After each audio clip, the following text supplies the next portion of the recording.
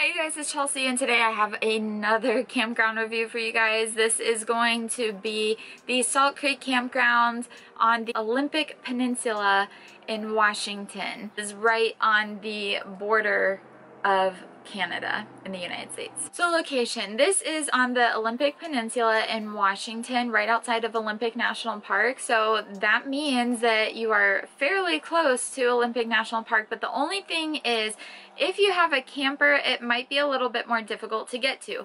In order to access the peninsula itself, you either have to go around all of the water and drive all the way up to the top of the peninsula where this particular campground is, or you have to take a ferry from right outside Seattle straight across the water and then just do half of the peninsula. We drove all the way up. Since we have a camper trailer, I didn't know if we were going to be able to fit on the ferry that takes you across the water to this place, so we just went ahead and did the whole drive. This campground is right on the water though. Basically, if you look across the water, you can see Canada. Site size and privacy. So the size of these sites are relatively big. I think almost anyone could fit in them. There are back-in sites and there are pull-throughs. The privacy is not so great. We do have about 3 feet in between each campsite, so you are side to side with your neighbors there, and there are no trees in between or anything. Some sites here are primitive, some sites are not, some have hookups. The cell service there is not good at all. My phone kept pinging from Canadian towers to United States towers, and both of the towers didn't seem to get good reception at all.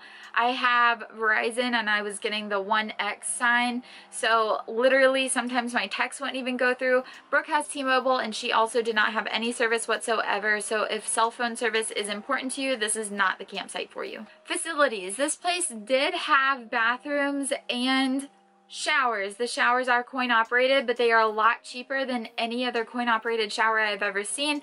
It is $1/4 for 2 minutes of shower time, and they did get pretty warm. This place also has a playground and a building that you can rent out for birthday parties or anything like that in case you are interested in that type of thing. There is no laundry at this campsite. And discounts. So the prices kind of vary at this place. I don't believe there are any discounts for AAA or Good Sam memberships or anything like that, but I do know that if you're a county resident, you get a $2 or $3 discount from each price that they charge. And then each price that they charge is for non-hookup sites. For primitive dry camping sites, it's $25 for non-county residents, and for full hookup sites, actually not full hookup, just water and electric, it's $30 a night. They do have a dump station there just in case you need it though. Extra things to say about this campground is that I guess it's not too far from Port Angeles, which is the closest town nearby, I believe.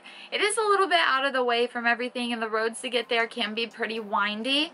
However, it is a pretty campsite and it was dog friendly as far as I could tell. They do have a campsite host that lives there, so you can access that person at any time of day if there is an emergency. There is a gate that closes at 10 p.m. and I believe opens at 6 a.m. and you cannot get in or out of the campsite after the gate is closed. So that concludes this campground review. I hope that you guys enjoyed it. I hope that you guys are finding this useful. I know that if I were camping somewhere and I came across a review like this, I'd probably appreciate it a little bit. So that's the whole reason that I want to make them for you guys in the first place, is in case you're ever interested in staying in these places.